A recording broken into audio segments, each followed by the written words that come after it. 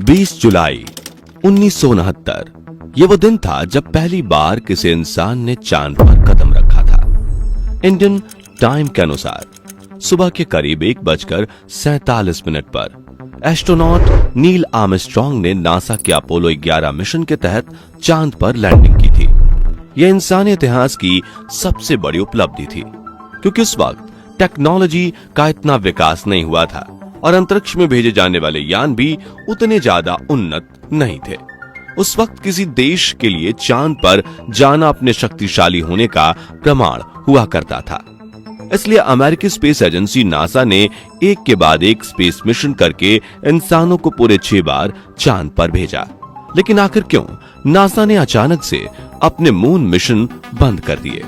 क्यों साल 1972 में हुए नासा के आखिरी मून मिशन के बाद दुनिया की किसी भी स्पेस एजेंसी ने अपने एस्ट्रोनॉट्स को चांद पर नहीं भेजा?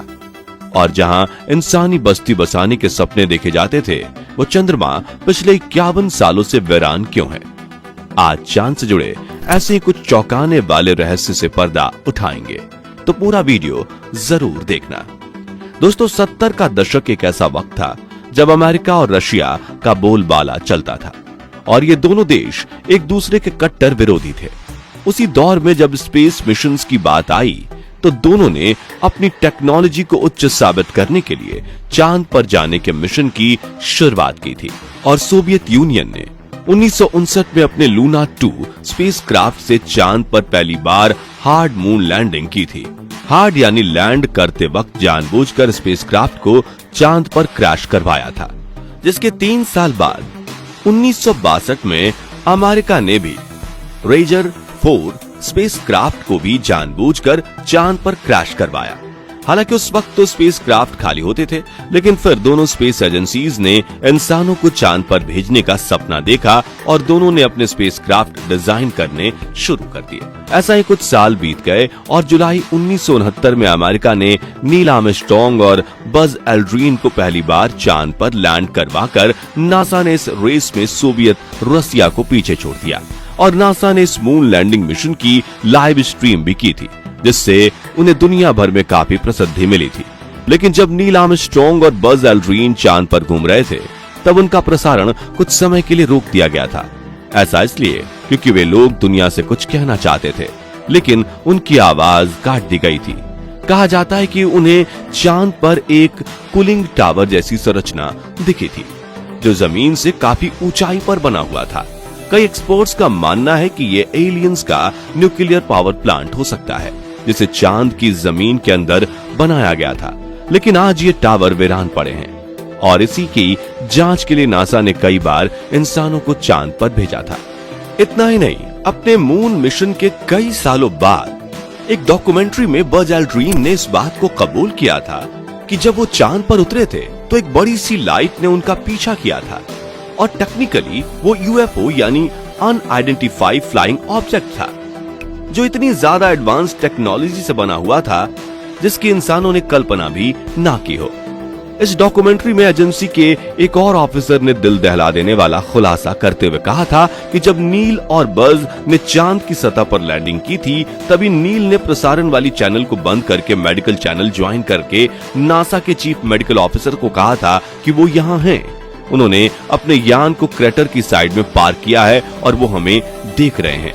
दोस्तों, नील आर्मस्ट्रांग और बज एल्ड्रिन की लैंडिंग के बाद चांद के बारे में जो रोंगटे खड़े कर देने वाले रहस्य सामने आए थे, उसके बाद अपनी अपोलो सीरीज के 12, 14, 15, 16 और 17 मिशन के तहत नासा ने 10 और एस्ट्रोनॉट्स को चांद पर भेजा था और आज तक टोटल 12 लोग ही चांद पर लैंडिंग कर पाए हैं और ये 12 के 12 एस्ट्रोनॉट्स अमेरिकन ही थे। इनमें से कई अंतरिक्ष यात्रियों ने चांद पर कुछ अजीब सी आवाजें भी सुनी थी, तो कईयों ने इस पर बने एक अजीब से ब्रिज को भी देखा था।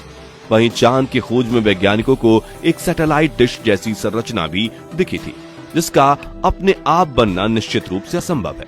हालांकि नासा ने कभी इस बात पर आधिकारिक बयान नहीं दिया, लेकिन नासा द्वारा भेजे गए अंतरिक्ष यात्रियों की माने तो उन्होंने कई बार इस बात को कबूला है कि चांद पर एलियन आते रहते हैं और वहां उनका अपना ठिकाना भी है। खैर, एलियंस के होने या ना होने पर अपनी राय हमें कमेंट्स में दीजिए। साथियों, यहाँ गौर करने वाली बात यह है कि नासा ने जितनी बार अपोलो मून मिशंस किए थे, उनमें से कोई ना कोई परेशानी तो जरूर थी।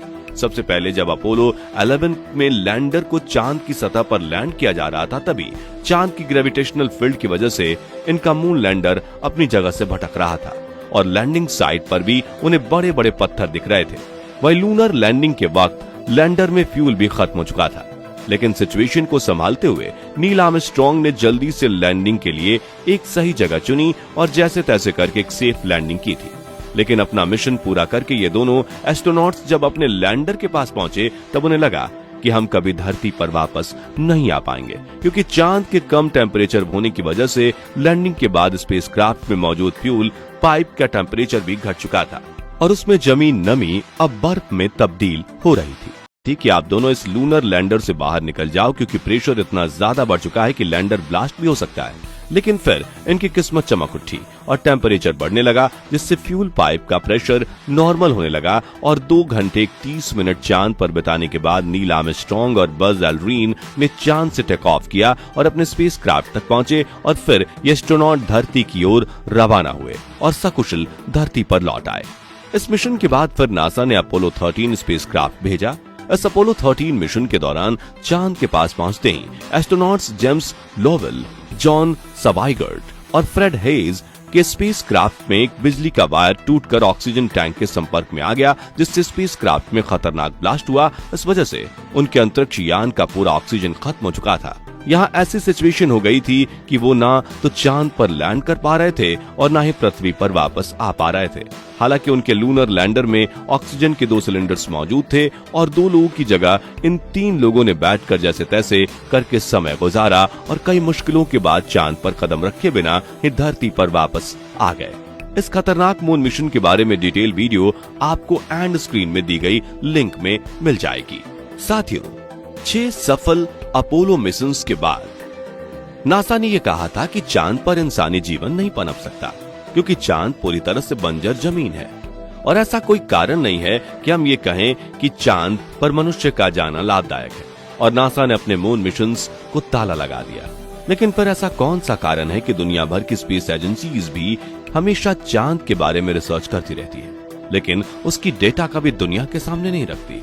तो साथियों, चांद का धरातल हमेशा से अपने अंदर कई रहस्य छुपाए हुए हैं।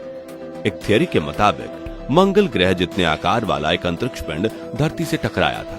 यह ब्लास्ट इतना बड़ा था कि धरती के कई मटेरियल्स बड़े बड़े टुकड़ों में टूटकर अंतरिक्ष में चले गए थे।